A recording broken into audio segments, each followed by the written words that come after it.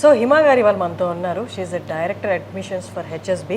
వారిని అడిగి వారి మాటల్లోనే ఇప్పుడు దాకా నేను ఎక్స్ప్లెయిన్ చేసింది వారి మాటలు ఒక్కసారి విందాము. నమస్తే మ్యామ్. నమస్తే. సో తెలుగువారు మీరు ఇక్కడ ఉన్నారు జేకే యూనివర్సిటీలో అనగానే మన వాళ్ళకి ఇంకొంత ఎక్స్ప్లెయిన్ చేసి అర్థమయ్యేలా చెప్పగలరు మీరైతే కరెక్ట్గా.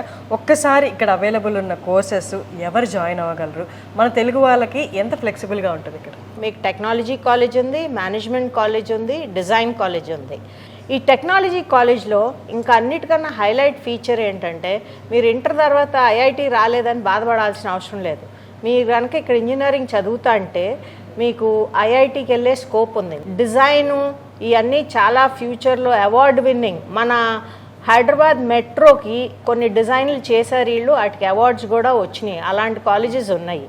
చాలా తెలియని రత్నం ఈ యూనివర్సిటీ. మా దగ్గర హెచ్ఎస్బి అనే యూనివర్సిటీ కూడా ఉంది, అక్కడ కూడా ఎంబీఏ ఉంది. ఎప్పుడైనా బయటకు వచ్చి చదువుకుంటే మీ ఎక్స్పోజరు, మీ అవేర్నెస్ బాగా పెరుగుతాయి.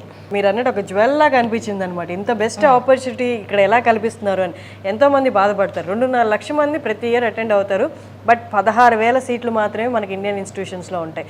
అక్కడ రాని వాళ్ళు ఇంకొక లాంగ్ టర్మ్ తీసుకోవాలా లేకపోతే అలానే బాధపడుతూ ఉండాలా? ఏం అవసరం లేదు, జేకేఎల్ఈలో జాయిన్ అవ్వచ్చు.